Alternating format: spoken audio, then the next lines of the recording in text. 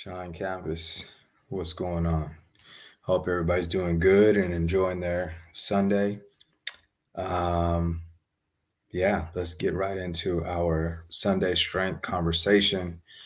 Just a reminder, on Monday mornings I do a reading from a money concept, and so we do that Monday mornings, and then Tuesday mornings I also have a coffee hangout.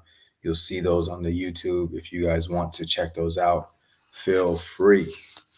So what I'm talking about today is the stubborn mindsets that create failing marriages. And a lot of times, what's happening is we just get so stuck in our ways that, man, we can't get it right. And so, what are those things, and how do I know if I'm in that spot or if I'm creating something that I don't want to be creating? How do I stay away from that? Let's go over a couple of things, because what I notice is there's a lot of information out there that are um, they like to put us in a certain kind of light, or somehow like make things a all for everybody type scenario. And what I mean by that is like they'll make suggestions. Like, for instance, the first mindset that comes to my mind is people don't change. So when you're talking to or you're listening to somebody about, how relationships work, and they want you to just pay attention to, see what your partner did, and then you kind of know like they're never going to change. And while that could be true for some people that they don't change, it's not true for everybody. Some people are on a quest to get better at life and to do better, and they will make mistakes. But that doesn't mean that they won't change and keep getting better and even make mistakes again. But they're going to keep growing from that. And so it's those kinds of mindsets, or all these mindsets that we're going to go over, that start getting you to a different place in your marriage or your relationship, and keep you from being able to be where you want to be long term. Okay. So, what I'll say before I get any further into it is I know, like, what I'm about to talk about is not for everybody. It's not an end all. It may not be your situation, but it's worth looking at. Like, if there's any kind of pieces that you can get from it to turn your relationship around, then I want you to use this. And instead of having this matter of fact concept in your mind that's going to end up costing your relationship and your family a hardship, um, in a way that it doesn't have to, if we could just start changing our mindset. All right. So the second one that I think is a dangerous concept, and it really, comes from a stubborn place that we have sometimes, is that my partner, they need to go first. They need to go ahead and do. I've done all the things, right? But my partner needs to go ahead and do the next thing in order for me to know if I'm going to do it differently, right? And what I'll say, and this is kind of really for all of these concepts, your battle is never really about your partner or what they're showing you. It's about you showing up as a certain kind of person and not making your partner your battle. We actually will, help you to learn that kind of concept in our lunch date that we put on.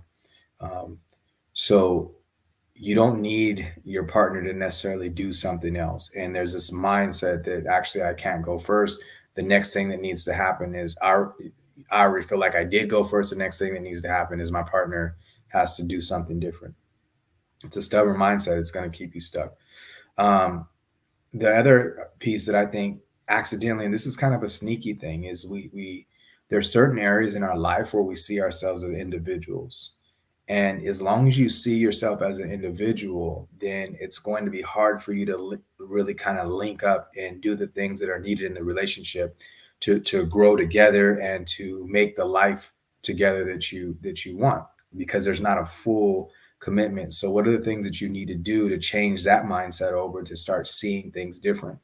Even if it's as simple as saying like, those are our friends, right? Instead of that's their friend, those are our friends. Like, just being able to switch your language might be a helpful concept to changing it over in your mind. But overall, you need to find ways in your relationship to bring unity around different habits and the overall idea of your relationship. You're not separate.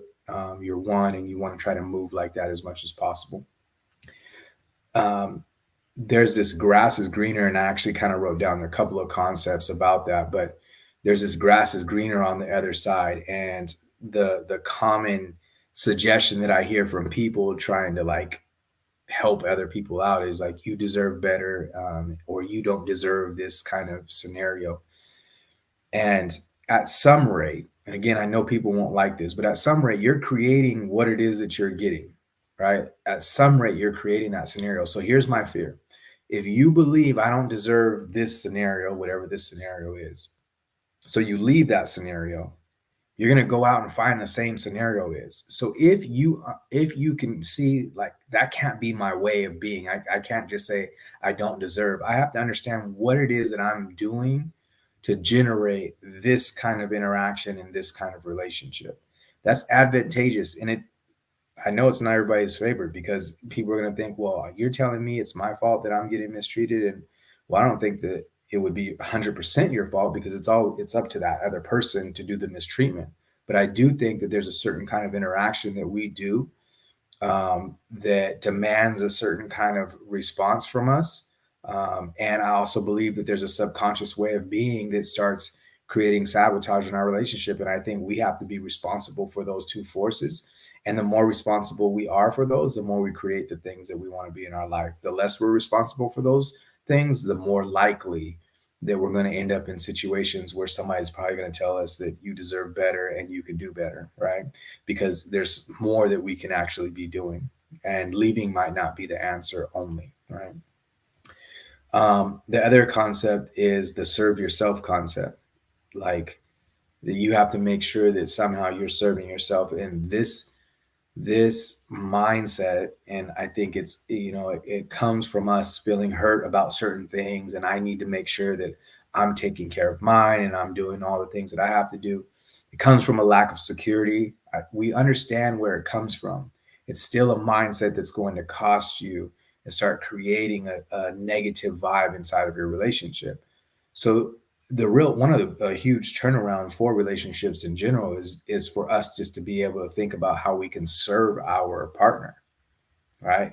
If you can think more about how I can serve my partner, what am I doing to build myself up to get in more of a place of service, then our relationship vibration changes and is a lot different. And so you thinking about just serving yourself is actually going to be a damaging interaction inside of the relationship, and definitely lead to a vibration in the relationship that you don't really want to be a part of.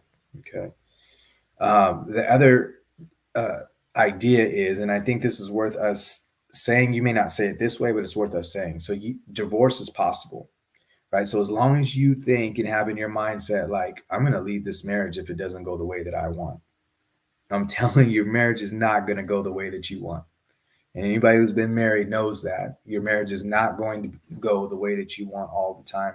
Hopefully, we can have seasons of it's going well, and shorter seasons of it's not going well. But the truth is that there are hard times, and it won't always go the way you want. And so, if you have on your mind that divorce is possible, why would you work at it? If you know that you're headed towards a certain thing when it's not moving the way that you want it to, what's the incentive to working harder at staying married? So instead, if you said to yourself, look, I'm not getting a divorce, that's not happening, right? If two people are willing to say that, like, we're not getting a divorce, that's not happening.